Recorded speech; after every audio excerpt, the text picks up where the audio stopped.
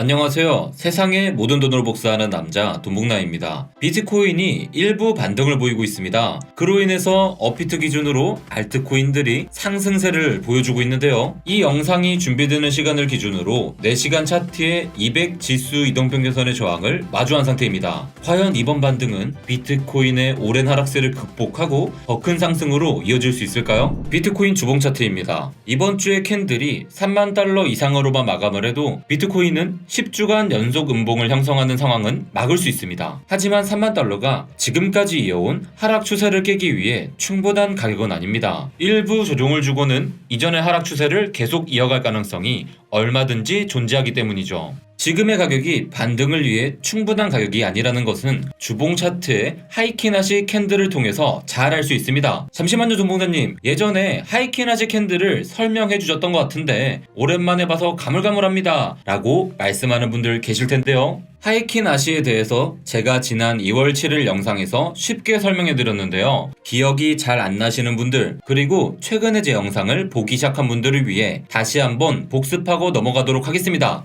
함께 보시죠.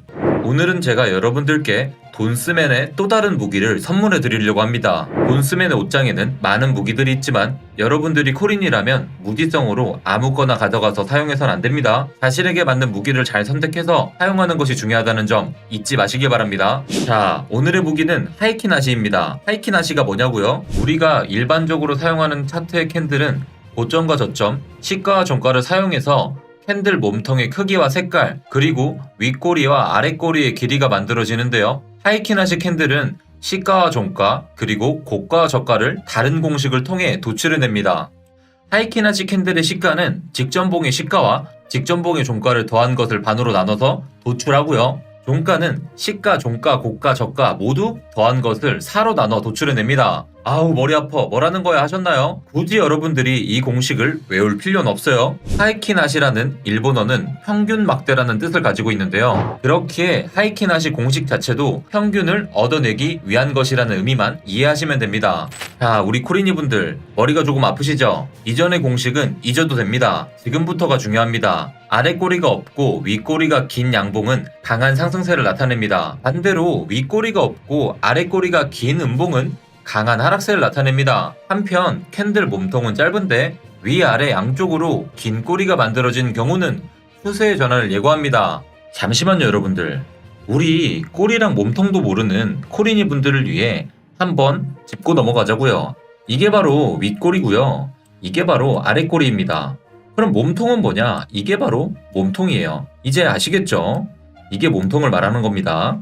자, 잘 보세요 여러분들. 상승 추세가 강할 땐 아랫꼬리 없이 윗꼬리가 긴 캔들이 나옵니다. 그리고 추세가 바뀔 때는 윗꼬리가 길고 아랫꼬리가 긴 이런 캔들이 나오고요. 그 다음 추세가 바뀌어서 아랫꼬리가 긴 음봉이 나옵니다. 어때요? 어렵지 않죠? 자, 이제 실전으로 들어가 볼게요. 우선 일반적인 캔들입니다. 파란색 박스로 표시한 부분을 잘 보시길 바랍니다. 양봉인 녹색 캔들과 음봉인 적색 캔들이 연속해서 번갈아 나오는 것이 보이시나요? 이 차트를 하이키나시 캔들로 바꾸면 어떻게 표현될까요?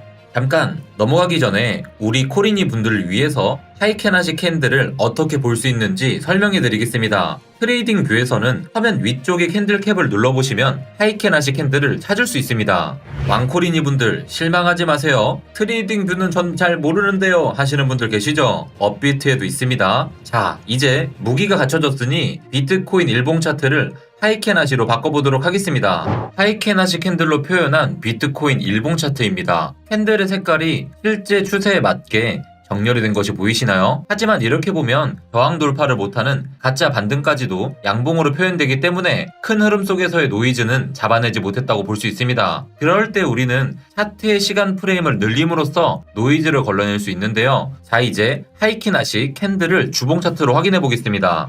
보이시나요? 주봉 차트로 바꿨더니 지난 주말에 반등이 나오기 전까지 하이키나시 캔들은 계속해서 음봉을 이어왔습니다. 그리고 지금 우리가 집중해야 할 캔들은 이 캔들입니다. 캔들의 몸통이 작고 위아래로 꼬리가 있다는 점에서 추세 반전의 가능성을 지닌 하이키나시 캔들입니다. 이번 주에 캔들이 아래 꼬리 없이 윗꼬리가 길게 난 형태로 완성된다면 그 이후로도 상승 추세를 이어갈 가능성이 높아지기 때문입니다. 그렇기에 지금 형성되고 있는 이번 주의 캔들이 어떤 형태로 완성되는지가 정말 중요합니다. 어떤가요? 이제 하이키나시 캔들이 뭔지 좀 기억이 나시나요? 그럼 다시 현재 비트코인 주봉 차트를 하이키나시 캔들로 살펴보도록 하겠습니다. 어떤가요? 비트코인 가격이 31,700달러가 넘는 상태임에도 불구하고 주봉 차트 상에서는 아직 하이키나시 양봉이 뜨지 않은 상태입니다. 하락 추세가 여전히 지속되는 상황이라고 볼 수 있는 것이죠. 그렇기 때문에 지금의 약반등은 눈속임이 될 수도 있는 것입니다. 어제도 설명드렸다시피 현재 비트코인은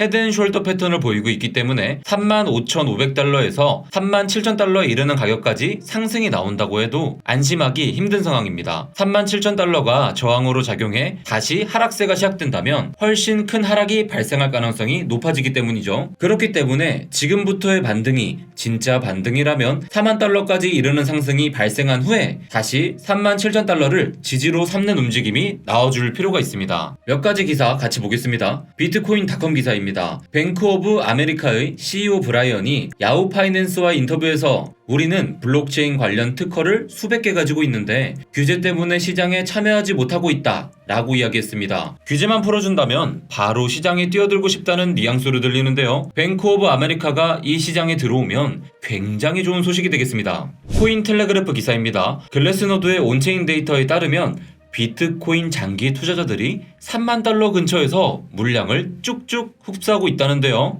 글래스노드의 매집 추세 스코어 차트입니다. 초록색으로 표시된 영역은 하락세 중에 매집 스코어가 0.9 이상이었던 지점들인데요. 2021년 12월의 경우와 같은 예외는 있지만 많은 경우 0.9 이상의 매집 추세 스코어는 중요한 바닥 신호였습니다. 글래스노드에 따르면 이러한 현상은 일반적으로 시장이 큰 조정을 줌에 따라 투자자들 심리가 불확실성에서 가치 추적으로 옮겨질 때 발생하는 경향이 있습니다. 현 시점에서 본다면 분배 구간이 끝나고 축적세가 강해지고 있음을 알 수 있는데요. 이 가격대에서 장기 투자자들은 물량을 모아가고 있다고 볼 수 있겠죠. 이 그래프는 7일 이평선으로 표기한 것인데요. 14일 이평선으로 봐도 현 구간은 강한 축적의 구간으로 나타납니다. 또 기관들의 비트코인 지갑을 털어보면 20년 12월부터 현재까지 비트코인을 전혀 팔지 않고 꽉 쥐고 있음을 알 수 있습니다.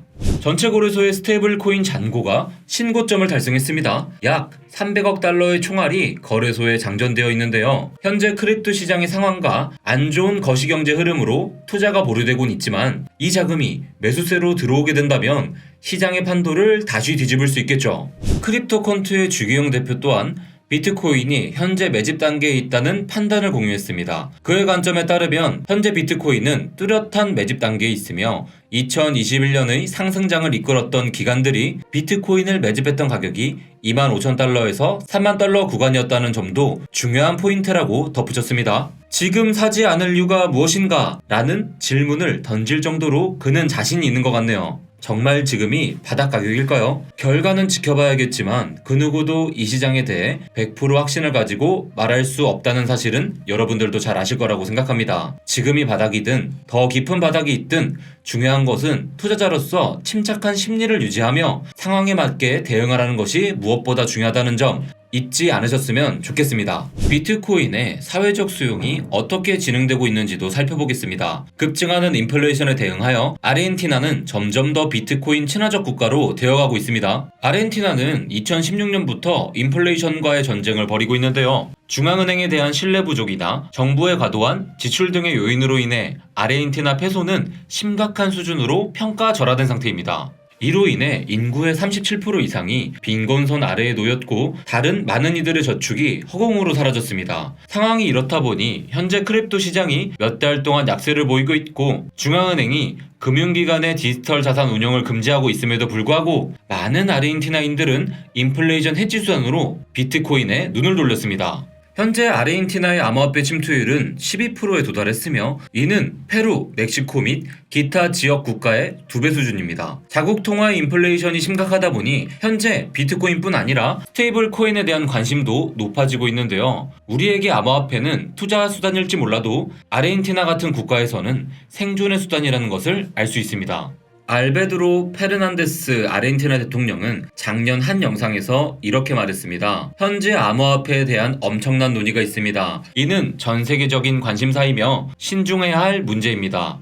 또 다른 매체에서 그는 인플레이션을 억제하는 데 도움이 되기 때문에 암호화폐는 이점이 있으며 어떤 의미에서는 안정적인 자산이라고 말했는데요. 여러분, 비트코인의 가격은 지금이 바닥일 수도 있고요. 더 큰 하락이 임박했을 수도 있습니다. 하지만 과연 비트코인의 가격은 이걸로 끝일까요? 비트코인의 진짜 가치는 무엇일까요? 이 부분에 대한 확신이 없으시다면 여러분들은 항상 불안할 수밖에 없습니다. 사실 대부분이 오른다고 하니까 무턱대고 코인 투자를 시작했습니다. 왜 비트코인에 투자해야 하며 코인 투자로 성공하기 위해서는 어떤 식으로 대응해야 하는지 잘 모르는 것이 현실이겠죠. 그런 분들을 위한 디워드 컨퍼런스가 이번 주 금요일 강남에서 개최됩니다. 동간지 홀더분들과 돈패밀리 여러분들께 열려있는 행사이며 놀라울 만한 뉴스와 에어드랍도 준비되어 있으니 꼭 참여하시길 바랍니다. 오늘도 시청해주셔서 감사드립니다. 그럼 내일 라이브 방송에서 만나요. 안녕!